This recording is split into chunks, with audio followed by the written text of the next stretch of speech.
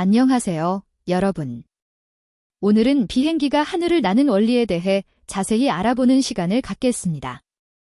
현대 문명의 핵심 교통수단인 비행기는 어떻게 무거운 금속 덩어리가 하늘을 날 수 있는지, 그 과학적 원리부터 실제 작동 방식까지 살펴보겠습니다. 여러분은 비행기를 타면서 창밖으로 보이는 구름과 땅을 보며 어떻게 이 거대한 기계가 공중에 떠 있을 수 있는지 궁금해 본 적이 있으신가요?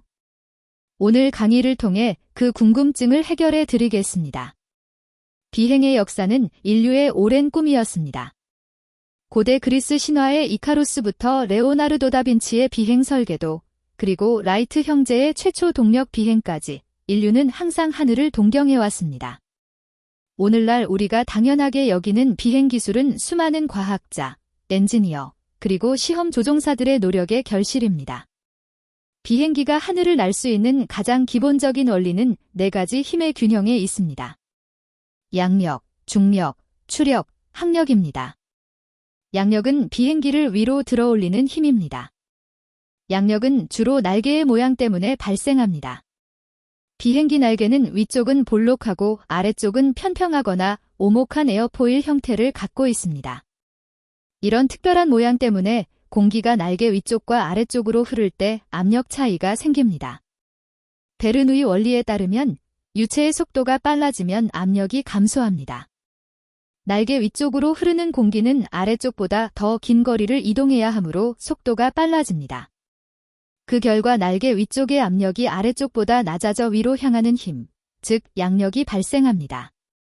또한 뉴턴의 제3법칙에 따라 날개는 공기를 아래로 밀어내고 그 반작용으로 위로 향하는 힘을 받습니다.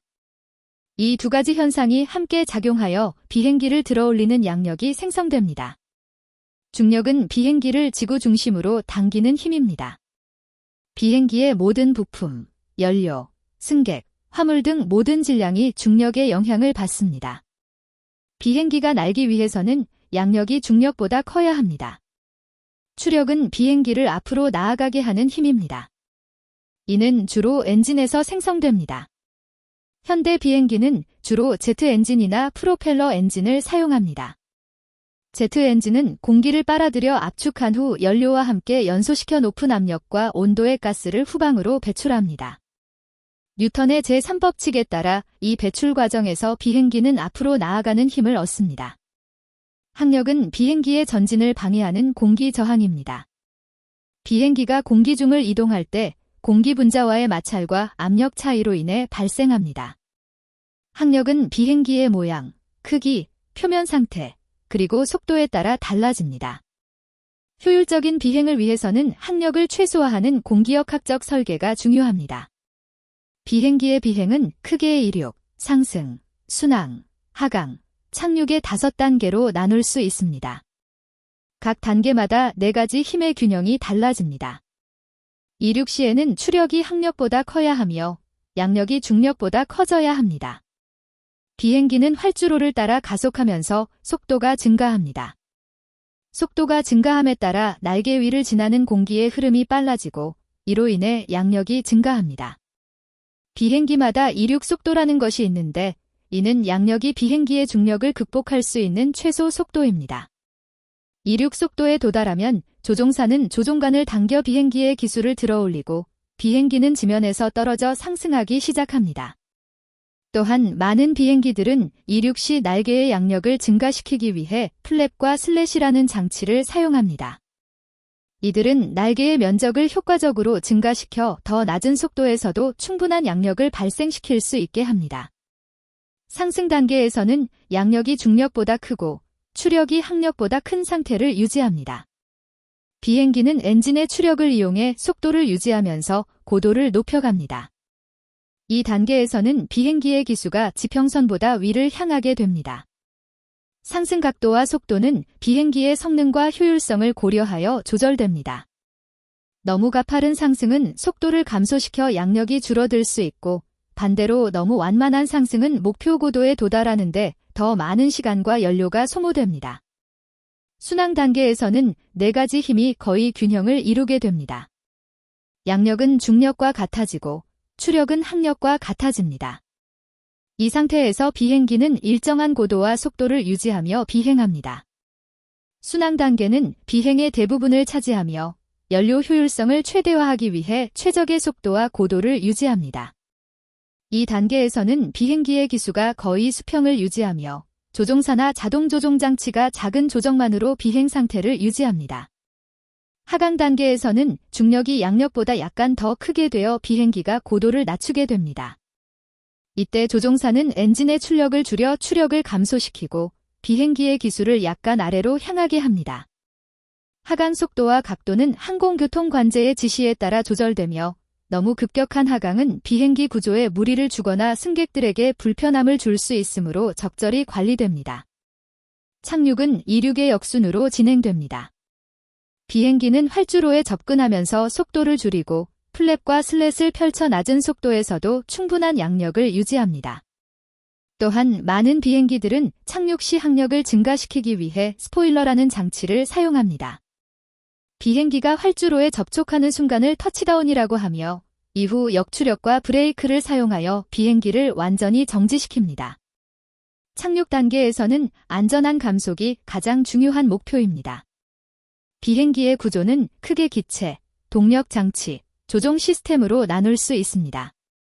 기체는 비행기의 주요 구조물로 동체, 날개, 수평 및 수직 안정기, 그리고 착륙 장치로 구성됩니다. 동체는 승객, 화물, 조종실을 수용하는 비행기의 몸통 부분입니다. 날개는 양력을 생성하는 가장 중요한 부분으로 내부에는 연료 탱크가 위치하기도 합니다. 수평 및 수직 안정기는 꼬리 부분에 위치하여 비행기의 안정성을 담당합니다. 착륙 장치는 이륙과 착륙 시 지면과의 접촉을 담당하며 대부분의 비행기에서는 비행 중에는 동체 내로 접혀 들어갑니다. 동력 장치는 비행기에 추력을 제공하는 엔진과 관련 시스템을 말합니다. 현대 비행기는 주로 터보팬, 터보프롭, 터보젯 등의 제트 엔진이나 피스톤 엔진을 사용합니다. 터보팬 엔진은 민간 항공기에서 가장 널리 사용되며 연료 효율성이 높고 소음이 적은 특징이 있습니다. 터보프롭 엔진은 주로 지역 항공기나 군용 수송기에 사용되며 중저속에서 효율적입니다. 터보젯 엔진은 초음속 비행이 가능한 군용기에 주로 사용됩니다. 조종 시스템은 비행기의 방향과 자세를 제어하는 장치들을 말합니다. 주요 조종면으로는 에일러론, 엘리베이터, 러더가 있습니다. 에일러론은 날개 뒤쪽 바깥쪽에 위치하며 비행기의 롤 움직임을 제어합니다. 양쪽 에일러론이 반대 방향으로 움직여 한쪽 날개는 올라가고 다른 쪽은 내려가게 하여 비행기를 회전시킵니다. 엘리베이터는 수평 안정기의 뒤쪽에 위치하며 비행기의 피치 움직임을 제어합니다. 엘리베이터를 위로 올리면 비행기의 기수가 올라가고 아래로 내리면 기수가 내려갑니다. 러더는 수직 안정기의 뒤쪽에 위치하며 비행기의 요 움직임을 제어합니다. 러더를 한쪽으로 움직이면 비행기의 기수가 그 방향으로 회전합니다. 현대 비행기는 과거에 비해 훨씬 더 안전하고 효율적으로 설계되었습니다. 이는 첨단 기술과 엄격한 안전 시스템 덕분입니다. 현대 비행기의 조종석은 고도의 컴퓨터화된 시스템으로 가득 차 있습니다. 비행관리 시스템은 비행 경로를 계획하고 최적화하며 자동 조종 장치는 설정된 경로를 따라 비행기를 자동으로 조종합니다. GPS, 관성 항법 시스템, 레이더 등의 항법 장비는 비행기의 정확한 위치와 경로를 확인하는 데 사용됩니다. 기상 레이더는 주변의 악천후를 감지하여 회피할 수 있게 해줍니다. 지형 충돌 방지 시스템은 비행기가 지형에 너무 가깝게 접근할 경우 경고를 제공합니다. 교통 충돌 방지 시스템은 다른 비행기와의 충돌 위험을 감지하고 회피 지시를 제공합니다. 실속 경고 시스템은 비행기가 양력을 잃을 위험이 있는 상황에서 경고를 제공하며 일부 현대 비행기는 자동 실속 회복 시스템을 갖추고 있습니다. 비행기의 중요 시스템은 모두 중복 설계되어 있습니다. 예를 들어 대부분의 비행기는 2개 이상의 엔진을 가지고 있어 한 엔진이 고장나도 나머지 엔진으로 안전하게 비행할 수 있습니다.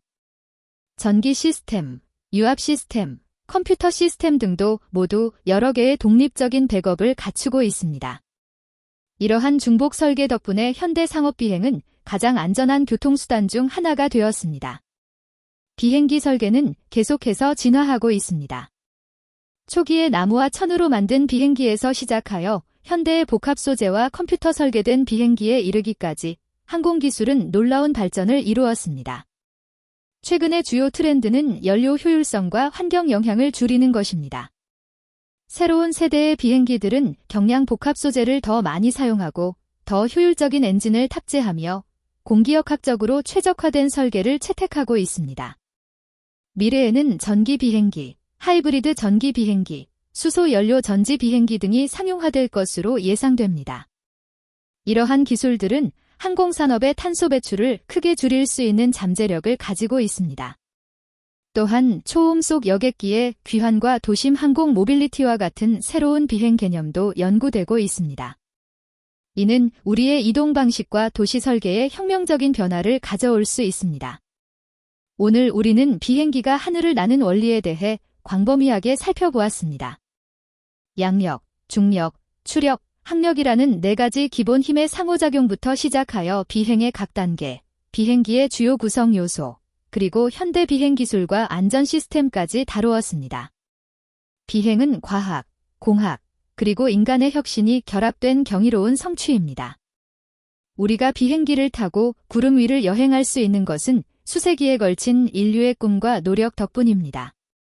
비행 원리에 대한 이해는 항공 분야에 종사하는 전문가들뿐만 아니라 비행기를 이용하는 모든 사람들에게도 흥미롭고 유용한 지식입니다. 이 강의가 여러분이 다음번에 비행기를 탈 때 창밖을 바라보며 그 원리에 대해 더 깊이 생각해 볼 수 있는 계기가 되기를 바랍니다. 시청해 주셔서 감사합니다.